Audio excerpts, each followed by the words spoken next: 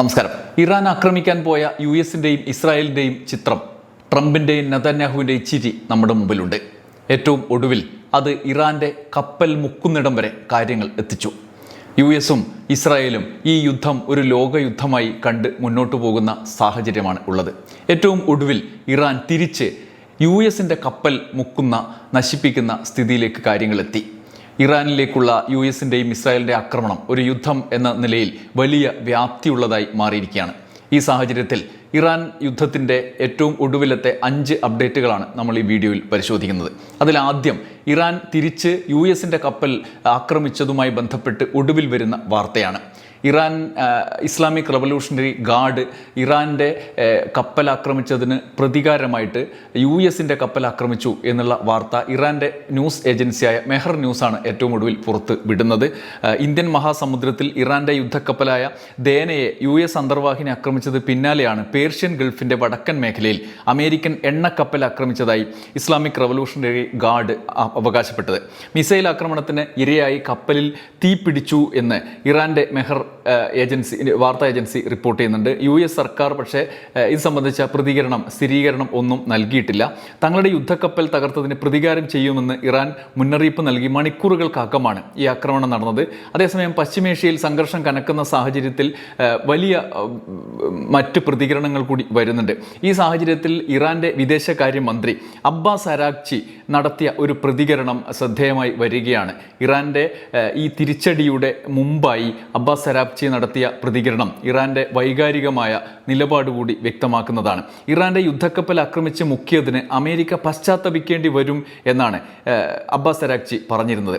ഇറാൻ്റെ കപ്പലായ ദേനയെ ശ്രീലങ്കയ്ക്കടുത്ത് വെച്ച് ആക്രമിച്ചതിന് ശേഷം ആദ്യമായി നടത്തിയ പ്രതികരണം ഇറാൻ്റെ എല്ലാ വൈകാരികമായ സാഹചര്യങ്ങളെയും വ്യക്തമാക്കുന്നതായിരുന്നു. അദ്ദേഹം സോഷ്യൽ മീഡിയയിൽ ഇട്ട പ്രതികരണം ഇങ്ങനെയാണ്: ഇറാൻ്റെ തീരത്ത് നിന്ന് 2000 മൈൽ അകലെ സമുദ്രത്തിൽ അമേരിക്ക ഒരു ക്രൂരകൃത്യം ചെയ്തു.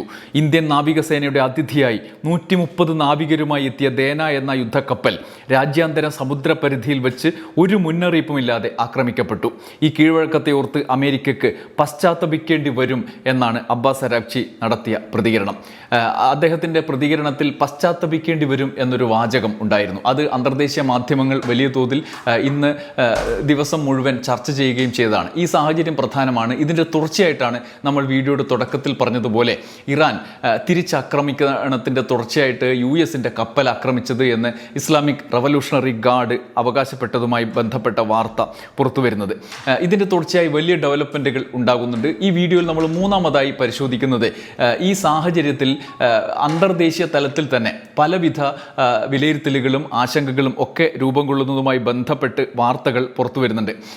അതായത് ഹോർമൂസ് കടലിടുക്കിൽ കപ്പലുകൾ സഞ്ചരിക്കുന്നത് നിരോധിച്ചു എന്നുള്ള ഇറാൻ്റെ നിലപാട് കഴിഞ്ഞ ദിവസം വന്നിരുന്നു. എന്നാൽ ഏറ്റവും പുതിയ ഡെവലപ്മെൻറ്റിൽ ശ്രദ്ധേയമായി നമ്മൾ എടുത്തു പറയേണ്ടതായി ഇറാൻ്റേതായ വിശദീകരണം ന്യൂസ് ഏജൻസികൾ റിപ്പോർട്ട് ചെയ്യുന്നുണ്ട്. അത് അന്തർദേശീയ ചരക്ക് ഗതാഗതത്തെ ബാധിക്കും വിധത്തിലല്ല എന്ന് ഇന്ത്യ അടക്കമുള്ള രാജ്യങ്ങൾക്ക് ആശ്വാസമാകുന്ന ഒരു പ്രതികരണം ഇറാൻ നടത്തിയിട്ടുണ്ട്. യുഎസിനും ഇസ്രായേലിനും മാത്രം ബാധകമാകുന്ന കാര്യമാണ് അത് എന്നാണ്. ഹോർമൂസ് കടലിടുക്ക് അടച്ചത് യുഎസ്, ഇസ്രായേൽ എന്നീ രാജ്യങ്ങൾക്കും യൂറോപ്യൻ രാജ്യങ്ങൾക്ക് മാത്രമാണ് എന്ന വിശദീകരണമാണ് ഇറാൻ നടത്തുന്നത്. മറ്റു രാജ്യങ്ങളിലെ കപ്പലുകൾക്ക് ഇതുവഴി തടസ്സമില്ലാതെ പോകാം എന്നാണ് IRGCയുടെ പ്രസ്താവന പറയുന്നത്. ഇതോടെ ഇന്ത്യ അടക്കമുള്ള രാജ്യങ്ങളിലെ തുറമുഖങ്ങളിലും ഉൾക്കടലുകളിലും കുടുങ്ങിക്കിടക്കുന്ന ചരക്ക് കപ്പലുകളുടെ കാര്യത്തിൽ പ്രതിസന്ധി ആയി. യുദ്ധസമയത്ത് ഹോർമൂസ് കടലിടുക്ക് വഴി ഗതാഗതം നിയന്ത്രിക്കാനുള്ള അവകാശം തങ്ങൾക്കാണെന്ന് അന്താരാഷ്ട്ര നിയമത്തിലും പ്രമേയങ്ങളിലും വ്യക്തമാക്കിയിട്ടുണ്ട് എന്ന് IRGC പറഞ്ഞു. ജലപാതയിൽ കാണുന്ന അമേരിക്ക, ഇസ്രായേൽ, യൂറോപ്യൻ രാജ്യങ്ങൾ എന്നിവയുടെയും ഈ രാജ്യങ്ങളെ പിന്തുണക്കുന്നവരുടെയും കപ്പലുകൾ കണ്ടാൽ തീർച്ചയായും ആക്രമിക്കും എന്ന് IRGC പ്രസ്താവനയിൽ അറിയിച്ചതായി ഇറാന്റെ ഔദ്യോഗിക വാർത്താ ഏജൻസി IRIB റിപ്പോർട്ട് ചെയ്തു. ലോകം കണ്ട ഏറ്റവും തിരക്കേറിയ വാണിജ്യ ഗതാഗത മേഖലയെ ചൊല്ലി ദിവസങ്ങൾ നീണ്ട അനിശ്ചിതത്വമാണ്. അതിനൊടുവിലാണ് ഇപ്പോൾ ഇങ്ങനെയൊരു വിശദീകരണം വന്നത്. ഏറ്റവും പ്രധാനപ്പെട്ട മറ്റൊരു ഡെവലപ്മെൻറ്റ് ഉണ്ടായിട്ടുള്ളത്, പതിവായി ഇസ്രായേൽ പങ്കാളിയാകുന്ന പല യുദ്ധങ്ങളിലും അമേരിക്കയും ഈ സമീപനം സ്വീകരിക്കാറുണ്ട്. അവർ പങ്കാളിയാകുന്ന യുദ്ധങ്ങളിൽ വ്യാജ പ്രചരണങ്ങൾ വഴി എതിരാളിയെ തളർത്താനുള്ള നീക്കങ്ങൾ നടത്താറുണ്ട് എന്നുള്ളതാണ്.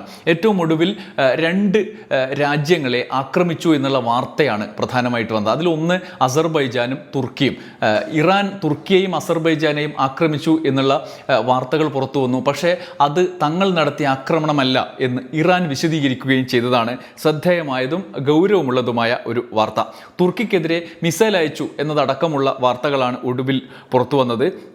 അസർബൈജാനെ ആക്രമിച്ചു എന്നുള്ളതാണ് അതിനു മുമ്പ് വിശദീകരിച്ച് അവർക്ക് ഇറാന് രംഗത്ത് വരേണ്ട സാഹചര്യം ഉണ്ടായിരിക്കുന്നത്. തുർക്കിക്കെതിരെ ഇറാൻ മിസൈൽ വിക്ഷേപിച്ചിട്ടില്ല എന്ന് ഇറാൻ്റെ സൈന്യം തന്നെ വാർത്താക്കുറിപ്പ് ഇറക്കിയിരിക്കുകയാണ്. തുർക്കിക്കെതിരെ അയച്ച മിസൈൽ നാറ്റോ സഖ്യം തകർത്തു എന്ന വാർത്തയാണ് ഇന്നലെ പുറത്തു വന്നത്. ഇതിലാണ് വിശദീകരണം. ഇറാഖിനും സിറിയക്കും മുകളിലൂടെ പറന്നാണ് തുർക്കി വ്യോമപാതയിലേക്ക് മിസൈൽ എത്തിയതെന്നാണ് തുർക്കിയുടെ പ്രതിരോധ മന്ത്രാലയം അറിയിച്ചത്. നാറ്റോ സഖ്യം അത് തകർത്തതിനാൽ ആളപായമില്ല.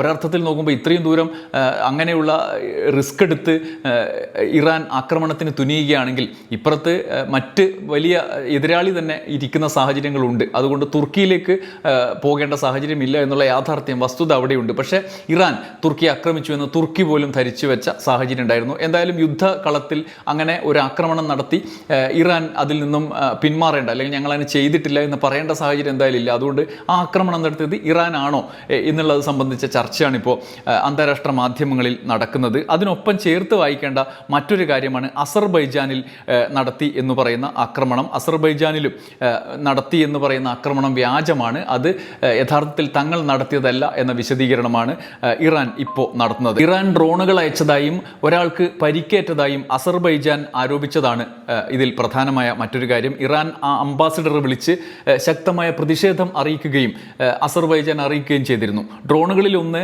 നഖ്ചിവാനിലെ ഒരു വിമാനത്താവളത്തിലും മറ്റൊന്നൊരു സ്കൂളിന് സമീപത്തും പതിച്ചു എന്നാണ് അസർബൈജാന്റെ ആരോപണം. ഇതും ഇപ്പോൾ ഇറാൻ നിഷേധിക്കുകയാണ് എന്നുള്ളതാണ്.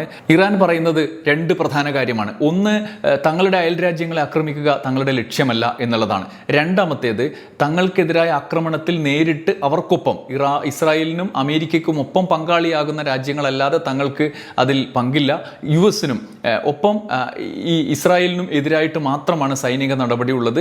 മറ്റ് ഗൾഫ് മേഖലയിലെ ആക്രമണം എന്ന് പറയുന്നത് ഈ US-ന്റെ സൈനിക താവളങ്ങൾ മാത്രമാണ് തങ്ങളുടെ ലക്ഷ്യം എന്നാണ് പറയുന്നത്. നേരത്തെ ഒമാൻ അടക്കമുള്ള രാജ്യങ്ങൾ ഈ കാര്യത്തിൽ നിലപാടുമായി രംഗത്ത് വരികയും ഇറാനെതിരെ തിരിച്ചടിക്ക് ഒരുങ്ങുന്നു എന്ന തരത്തിലുള്ള വാർത്തകൾ വരികയും ചെയ്തതാണ്.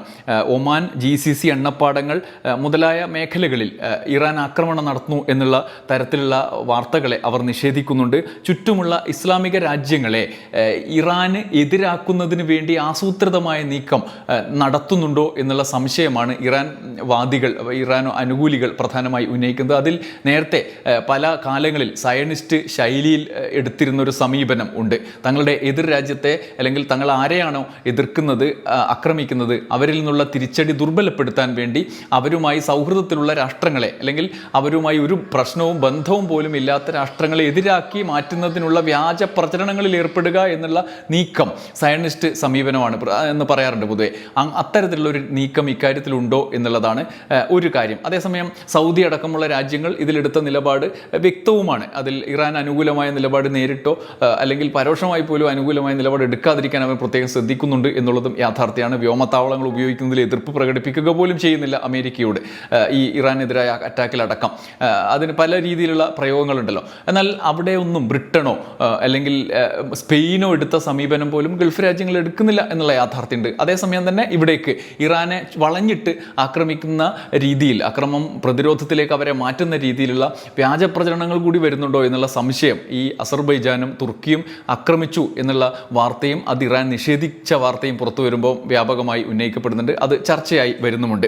ഇവിടേക്ക് ഈ വീഡിയോയിലെ മറ്റൊരു പ്രധാന കാര്യം നമുക്ക് ചർച്ച ചെയ്യാനുള്ളത് അയത്തുള്ള അലി ഖൊമേനിയുടെ ശവസംസ്കാരം എപ്പോൾ നടക്കും, സംസ്കാര ചടങ്ങുകൾ എങ്ങനെ നീണ്ടുപോകുന്നു എന്നുള്ള ആശങ്ക ഉയരുന്നുണ്ട്. ടെഹ്റാനിൽ ബുധനാഴ്ച വൈകുന്നേരം നടക്കുമെന്നാണ് ആദ്യം അറിയിച്ചിരുന്നത്. എന്നാൽ ഇസ്രായേലിൻ്റെ ആക്രമണം തുടരുന്ന പശ്ചാത്തലത്തിൽ അതും മാറ്റിവെച്ചിരിക്കുകയാണ്. പുതുക്കിയ തീയതി പിന്നീട് അറിയിക്കും എന്നാണ് ഇറാൻ ഔദ്യോഗികമായി അറിയിക്കുന്നത്. അതേസമയം ഖമനേയുടെ ജന്മനഗരമായ മഷാദിലേക്ക് സംസ്കാരത്തിനായി ഭൗതികദേഹം എത്തിക്കുകയും ചെയ്തു എന്നാണ് വാർത്തകൾ. സംസ്കാര ചടങ്ങുകൾക്കായി ധാരാളം പേർ എത്താനിടയുണ്ട് എന്നും അവർക്ക് ആവശ്യമായ സൗകര്യങ്ങൾ ഒരുക്കാൻ സമയം വേണമെന്നുമാണ് ഇന്നലെ ഇസ്ലാമിക് ഡെവലപ്മെൻറ്റ് കോർഡിനേഷൻ കൗൺസിൽ തലവൻ മുഹ്സൈൻ മഹ്മൂദി അറിയിച്ചത്. വാർത്താ ഏജൻസികൾ ഇത് റിപ്പോർട്ട് ചെയ്തതുമാണ്. എന്നാൽ ചടങ്ങുകൾ നീട്ടിവെക്കാൻ പല കാരണങ്ങൾ രാജ്യാന്തര രാഷ്ട്രീയ നിരീക്ഷകർ ചൂണ്ടിക്കാണിക്കുന്നുണ്ട്. അതിൽ മൂന്ന് കാരണങ്ങളാണ് പ്രധാനം. ഒന്ന്, ചടങ്ങുകൾക്കായി നിരവധി പേരെ എത്തിച്ചാൽ ഇസ്രായേലും യു എസും അവരെ ലക്ഷ്യമിട്ടേക്കും എന്നുള്ള ഒരു ആശങ്ക നിലവിലുണ്ട്. സ്കൂളിൽ പഠിക്കാനെത്തിയ കുഞ്ഞുങ്ങളെ ആക്രമിച്ചുകൊണ്ടാണ് ഇസ്രായേൽ ഈ ആക്രമണം ആരംഭിച്ചത്. അയത്തുള്ള അലി ഖൊമേനിയെ അതിനൊപ്പം വധിച്ചു, നിരവധി പേരെ വധിച്ചു. അതിൽ കുഞ്ഞുങ്ങളെ 100-ലധികം കുഞ്ഞുങ്ങളെ കൊന്നതാണ് ആ ഒരൊറ്റ ആക്രമണത്തിലൂടെ. അപ്പം ശവസംസ്കാരത്തിന് ഇറാനിയൻ ജനത ഒന്നിച്ചെത്തിയാൽ അവരെ അറ്റാക്ക് ചെയ്യാനുള്ള മടിയൊന്നും എന്തായാലും യു എസിനും ഇസ്രായേലിനും ഉണ്ടാവില്ല. അതുകൊണ്ട് അത് വേണോ എന്നുള്ളതാണ് ഒന്നാമത്തേത്. രണ്ടാമത്തേത്, വലിയ തോതിൽ ജനക്കൂട്ടെത്തിയാൽ ഇത്രയും ജനങ്ങളെ ഉൾക്കൊള്ളാൻ ആവശ്യമായ അടിസ്ഥാന സൗകര്യങ്ങൾ ഒരുക്കാൻ വേണ്ടിയിട്ടുള്ള സമയം വേണം എന്നുള്ളതാണ്. 89-ൽ അയത്തുള്ള റൂഹല്ല ഖൊമേനിയുടെ സംസ്കാര ചടങ്ങിൽ 1 കോടിയോളം പേരാണ് പങ്കെടുത്തത്. നമ്മൾ ഗൂഗിളിൽ തപ്പിയാൽ ആ ക്രിമേഷൻ ചടങ്ങുകൾ തപ്പിയാൽ ആ ജനക്കൂട്ടത്തെ, ജനസാഗരത്തെ നമുക്ക് കാണാൻ കഴിയും. അതുപോലെ ഇപ്പോൾ എന്താണ് സംഭവിക്കുക? ഇപ്പോൾ അതിനേക്കാളും വലിയ രക്തസാക്ഷിത്വത്തിലേക്ക് എത്തിയ അയത്തുള്ള അലി ഖൊമേനിയുടെ മരണമാണ്, കൊലപാതകമാണ് നടന്നത്. അപ്പോൾ ആ സംസ്കാര ചടങ്ങ് സ്വാഭാവികമായും വലിയ ഒരു സംഭവമായിരിക്കും. മൂന്നാമത്തെ ഒരു പ്രശ്നം, ആക്രമണങ്ങൾ നടക്കുന്ന പശ്ചാത്തലത്തിൽ രാജ്യം എങ്ങു നിന്നും സംസ്കാര ചടങ്ങുകൾ നടത്തുന്ന സ്ഥലത്തേക്ക് പലരും എത്താൻ പ്രയാസപ്പെടും. അതുകൊണ്ട് അനുയോജ്യമായ സമയം വേണം എന്ന ആവശ്യവും ഉണ്ട്. രാഷ്ട്രത്തലവന്മാർ അധികമൊന്നും വരാനിടയില്ല. സൗഹൃദ രാഷ്ട്രങ്ങൾ പോലും, ഇപ്പം ഇന്ത്യ പോലും കൃത്യമായ ഒരു അനുശോചന സന്ദേശം പോലും അയച്ചിട്ടില്ല. അപ്പോൾ രാഷ്ട്രത്തലവന്മാരൊക്കെ അമേരിക്കയും ഇസ്രായേലിനെയും പേടിച്ചിട്ട് അങ്ങോട്ട് പോകണം എന്നില്ല. ഈ സാഹചര്യത്തിലും മറ്റ് പ്രധാനപ്പെട്ട കൂടെ നിൽക്കുന്ന അല്ലെങ്കിൽ ഈ മരണത്തിൽ അനുശോചിക്കുന്ന ആളുകൾ ഉണ്ടാകും. അവരുടെ നിലപാട് പ്രധാനമാണ്. ഇതാണ് ഒരു പ്രധാന സാഹചര്യം.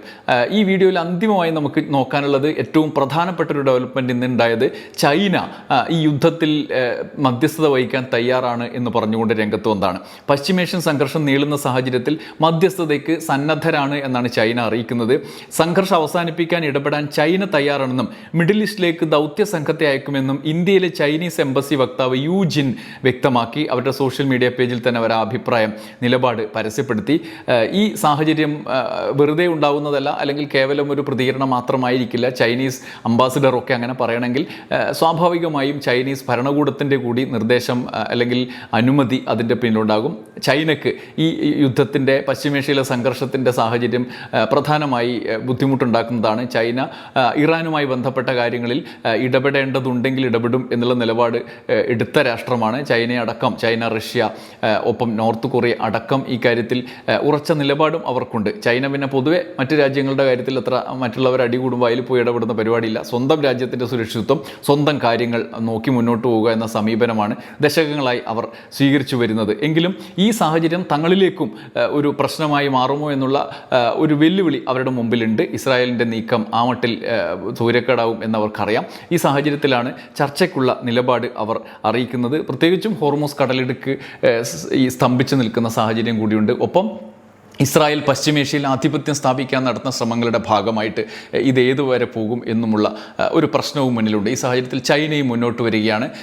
ഈ യുദ്ധത്തിൻ്റെ ഈ 6 ദിവസം കടന്നു പോകുമ്പോൾ ശുഭകരമായ ചില സൂചനകൾ വരുന്നുണ്ട് എന്നുള്ളതാണ് ഇന്നത്തെ 6ാം നാളിൽ നമുക്ക് മുന്നിലുള്ള ഏറ്റവും പ്രധാന കാര്യം. ബ്രസീലിയൻ പ്രസിഡന്റ് ലുല ഡിസിൽവയുടെ പ്രതികരണവും ഇതുമായി ചേർത്ത് വായിക്കണം. അദ്ദേഹത്തിൻ്റെ പ്രതികരണം മനുഷ്യത്വം മാത്രം മുന്നിൽ കണ്ടുകൊണ്ട് ഒരു രാഷ്ട്രത്തലവൻ നടത്തുന്ന പ്രതികരണമായി തന്നെ വേണം കാണാൻ. അമേരിക്ക, ഇസ്രായേൽ, ഇറാൻ എന്നിവയ്ക്കുള്ള എൻ്റെ സന്ദേശം ലളിതമാണ്. ലോകം നിങ്ങളുടെ സംഘർഷങ്ങളിൽ മടുത്തു.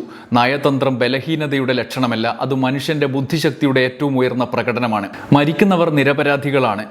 അവർ വാഷിങ്ടണോ ടെല്ലവീവോ ആക്രമിക്കാനുള്ള ഉത്തരവുകളിൽ ഒപ്പുവയ്ക്കുന്നവരല്ല.